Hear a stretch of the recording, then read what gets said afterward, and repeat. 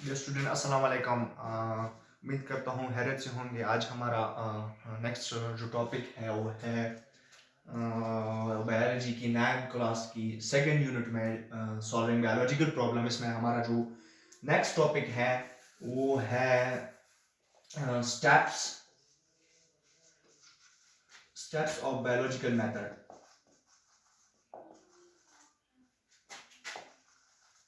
और इस स्टेप्स में हमारे पास जो पहला जो स्टेप है वो है recognition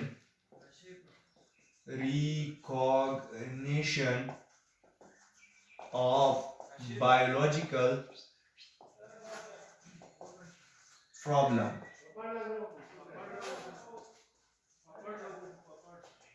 recognition of biological problem, इससे क्या मुराद है भाई? ये जो स्टेप्स है ये स्टार्ट होता है व्हेन समवन और some question about biological problem. अभी ये बायोलॉजिकल प्रॉब्लम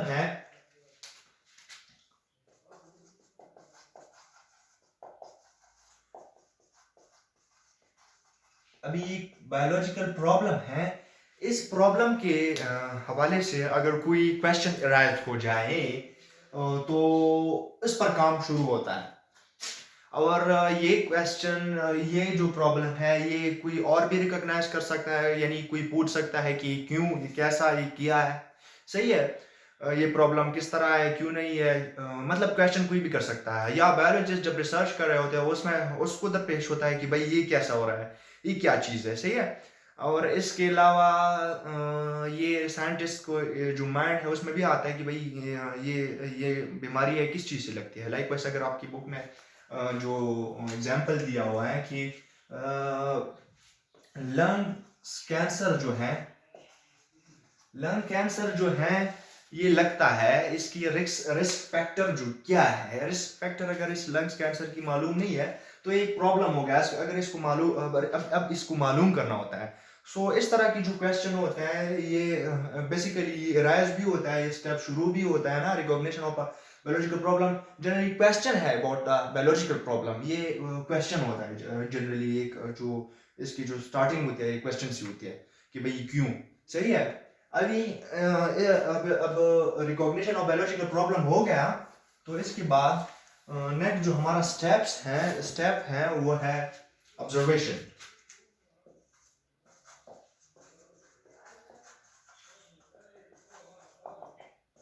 सही है। ऑब्जर्वेशन ऑब्जर्वेशन क्या चीज होता है? अगर अगर हम बायोलॉजिकल प्रॉब्लम ले ले, मिसाल के तौर पर लंग कैंसर हो गया, सही है।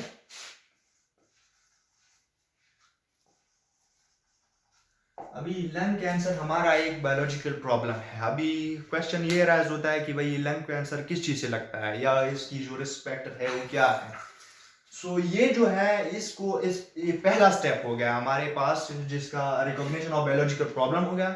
अभी नेक्स्ट स्टेप क्या है? ऑब्जर्वेशन है। ऑब्जर्वेशन क्या होता है कि भाई बंदे को लंग कैंसर हो गया तो इसके रिस्क फैक्टर क्या है, अभी इसका हम मुशाहिदा करेंगे।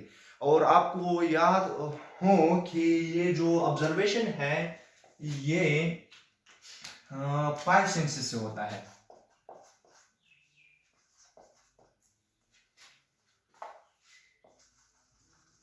ये फाइव सेंसेस में होता है, जिसमें इन्वॉल्व होते हैं फाइव सेंसेस, हमारे जो फाइव सेंस ऑर्गन है। लाइक वाइज टेस्ट हो गया, टच हो गया, जो हमारा स्किन है, टंग हो गया, और इसके बाद आईज हो गए, और स्मेल हो गया और हेयरिंग हो गया। ये हमारे पास फाइव सेंस ऑर्गन है। ये ऑब्जर्वेशन इसी की थ्रू होता है। अभी मिसाल के तौर पर अगर कोरोना वायरस एक जो मतलब प्रॉब्लम था, अभी भी है।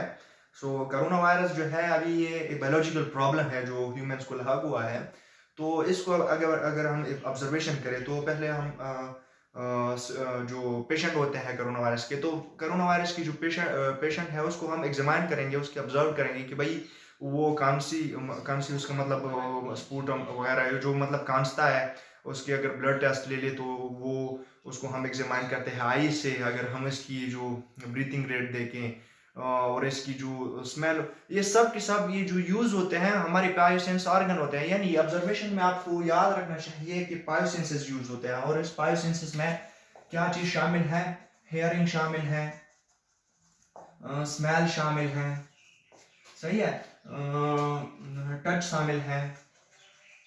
ये जो डॉक्टर आपको मसला होता है, डॉक्टर आपको इस 5 सेंस ऑर्गन से हम मतलब एग्जामिन करता है, ऑब्जर्व करता है कि भाई आपकी हार्ट रेट मतलब रेट बीट जो पल्स रेट होता है वो चेक कर लेता है, स्मेल चेक कर लेता है, वो जो स्टेथोस्कोप जो आपकी वो कानों में लगाता है, आपकी हार्ट रेट हो बीट हो वो चेक करता है, आपकी टेम्परेचर चेक करता है। मतलब ये 5 सेंस ऑर्गन ही यूज करेंगे। तो ऑब्जर्वेशन में 5 सेंस ऑर्गन यूज करता है। स्मेल हो गया, टच हो गया, हेयरिंग हो गया, विजन हो गया। आंखों से देखेगा, आपकी जो गले में अगर आपकी खराबी हो तो वो टॉर्च लगा के आपको मतलब आंखों से देखेगा आपकी गले में। तो पांचवा क्या चीज रहता है कि हेयरिंग, टच, स्मेल, टेस्ट हो गया, सही है। सो ये आपको जहन में रखना होगा कि ऑब्जर्वेशन में 5 सेंसेस ऑर्गन यूज होते हैं। और ये ऑब्जर्वेशन जो है ये बेसिकली पहला स्टेप या सेकंड स्टेप होता है एक बायोलॉजिकल प्रॉब्लम के। अभी ये ऑब्जर्वेशन 2 टाइप्स के होता है, 2 टाइप्स होते हैं ऑब्जर्वेशन की। पहला जो स्टेप्स होता है मतलब टाइप है, जो 2 डिफरेंट टाइप हैं लाइक वाइज, अगर मैं इसको डिप्रिशिएट करना चाहूँ तो एक होता है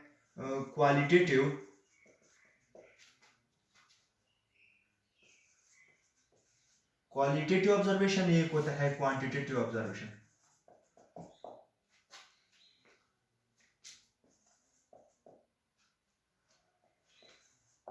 एक होता है क्वालिटेटिव ऑब्जर्वेशन, एक होता है क्वांटिटेटिव ऑब्जर्वेशन। ये जो क्वालिटेटिव होता है ना, ये जो ऑब्जर्वेशन होता है ये डिस्क्रिप्शन से डील करता है। इसमें डिस्क्रिप्शन होती है, मतलब एक बीमारी की जो डिस्क्रिप्शन हो गया। लाइक वाइज अगर मैं एग्जाम्पल दे दूं तो लाइक वाइज टेस्ट हो गया, कलर हो गया, सही है। इस तरह की जो इंफॉर्मेशन, जो डिस्क्रिप्शन होती है ना, वो एक क्वालिटेटिव में आता है। अगर क्वांटिटेटिव की बात की जाए तो क्वांटिटेटिव नंबर से डील करता है। ये नंबर से डील करता है। लाइक वाइज अगर मैं एग्जांपल दे दूं कि वॉल्यूम क्या है, हाइट क्या है,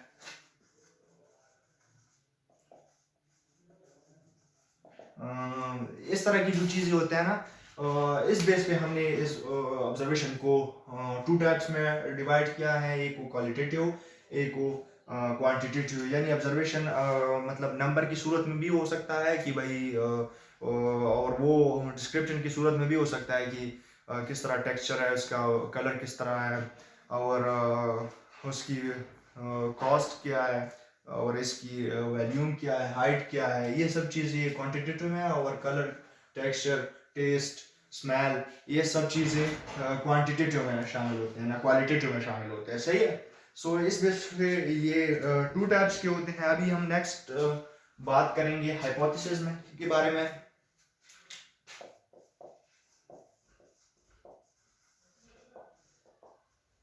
हाइपोथेसिस, अभी हमने एक बीमारी को एग्जामिन किया, और एक बीमारी है जिसको हम डील कर रहे हैं, एक प्रॉब्लम है इसको हम डील कर रहे हैं, बायोलॉजिकल प्रॉब्लम है।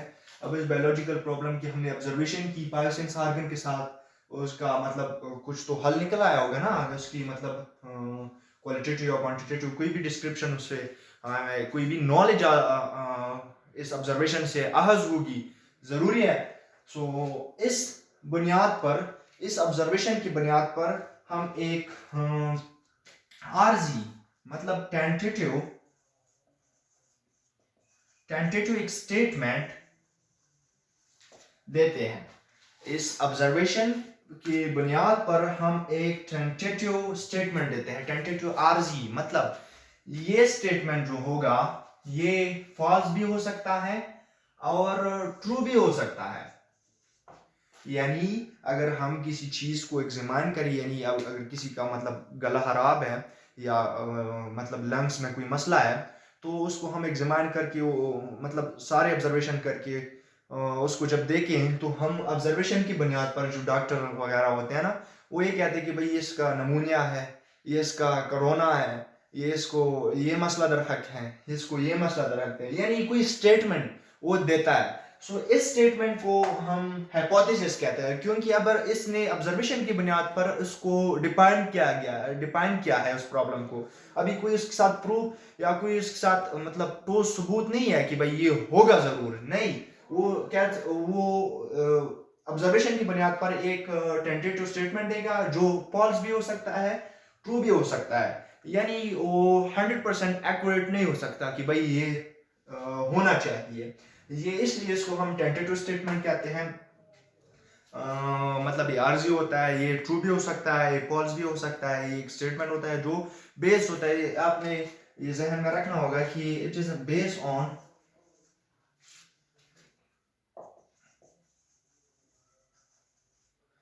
On observation. सही है। अभी हाइपोथेसिस जो है वो टू टाइप्स का होता है। एक को हम कहते हैं कि डिडक्टिव रीजनिंग। अभी एक बात मैं बताता चलूं, बायोलॉजिस्ट जो होते हैं ना, वो एक रीजन रखते हैं कि मसलन अगर वो किसी बायोलॉजिस्ट ने एक स्टेटमेंट देना होता है तो एक रीजन की बुनियाद पर होता है। बायोलॉजिस्ट जो होते हैं वो एक रीजन की बुनियाद पर हाइपोथेसिस देते हैं, वो अपने आप से नहीं देते हैं कि भाई चलो, ये नहीं, वो ऑब्जर्वेशन के जो ऑब्जर्वेशन से वो जो नॉलेज ऑब्टेन होता है उस पर उससे एक रीजन निकाल कि भाई इस बुनियाद पर मैं ये कहता हूँ कि ये बंदा बीमार है इस हवाले से कि इसकी मतलब ये चीज़ खराब है, ये है, ये वो है, इस तरह का कोई स्टेटमेंट एक रीजन की बुनियाद पर देता है। सो हमारे पास रीजनिंग टू टाइप्स की होती हैं, या हाइपोथेसिस हमारे पास टू टाइप्स की होती हैं। पहला जो हमारे पास है वो है डिडक्टिव रीजनिंग।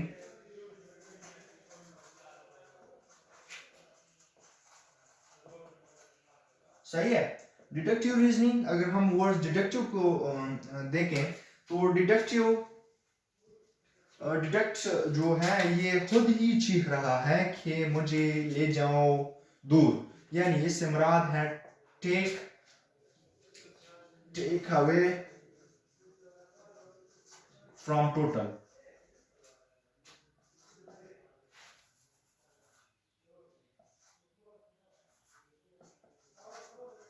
यानी अगर मैं एग्जांपल दूं, चलो मैं अगर एग्जांपल दे दूं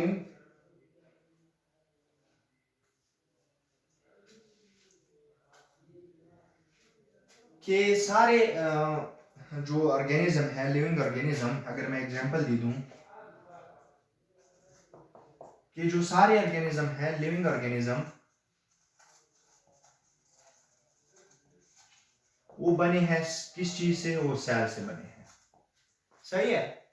सारे लिविंग ऑर्गेनिज्म एक सेल से बने हैं, मतलब बहुत सारे सेल से, लेकिन सेल से बने हैं। अभी चलो फ्रॉग लेते हैं। फ्रॉग भी एक लिविंग ऑर्गेनिज्म है, फ्रॉग भी एक लिविंग ऑर्गेनिज्म है, तो जरूरी है कि उसमें भी सेल पाए जाएंगे। नहीं समझ आ गई? यानी ये जो रीजनिंग है, it is from general to specific.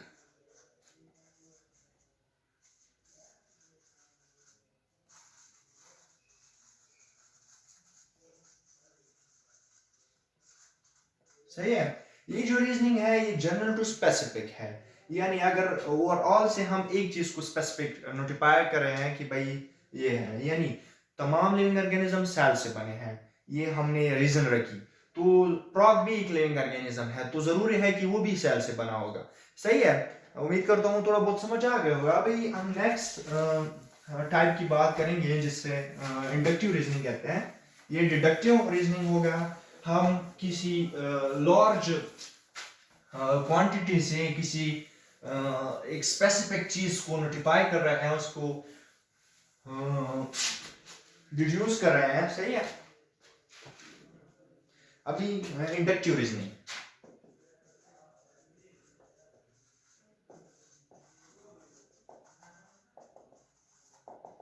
ये क्या चीज होता है?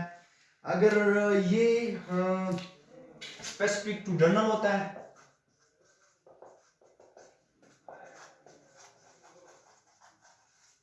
सही है। वो जनरल टू स्पेसिफिक था, डिडक्टिव, और इसकी मतलब take away from total, take away from a total, ये इसका मतलब डिडक्टिव से मुराद यही है। इंडक्टिव जो है वो स्पेसिफिक टू जर्नल है, यानी इससे अगर वर्ड्स देखें, इंडक्ट इससे मुराद है लीड इन, सही है, इससे मुराद लीड इन है और ये स्पेसिफिक टू जर्नल है। अगर मैं एग्जांपल ले लूं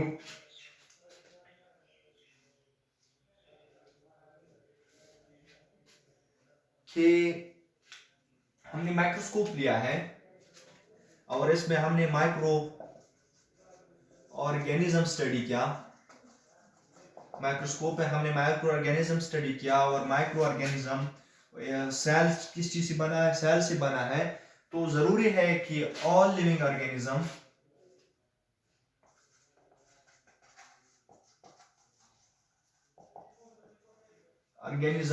सेल से बने होंगे, सही है। वो एक माइक्रो ऑर्गेनिज्म जो होता है वो ऑर्गेनिज्म है और वो सेल से बने हैं। तो सारे लिविंग ऑर्गेनिज्म किस चीज से बने होंगे, सेल से बनेंगे। यानी हमने एक छोटी चीज को मतलब रीजन रखा तमाम लिविंग ऑर्गेनिज्म के लिए, यानी हमने जनरल टू मतलब स्पेसिफिक एक चीज को मिलने माइक्रो ऑर्गेनिज्म को आइडेंटिफाई करके उससे तमाम लिविंग ऑर्गेनिज्म जनरली तमाम लिविंग ऑर्गेनिज्म को क्या किया वो डिफाइन किया, सही है। अभी हमारे पास जो नेक्स्ट स्टेप है वो है हमारे पास अभी मुझे लगता है कि मेरे पास जो वीडियो है वो बहुत लंबी हो गई और मैं वो जो नेक्स्ट स्टेप है चौथा डिडक्शन वो नेक्स्ट वीडियो में रिकॉर्ड करूँगा। तब तक के लिए अल्लाह हाफिज़ और please subscribe my YouTube channel and give a thumb for appreciate me. Thank you so much.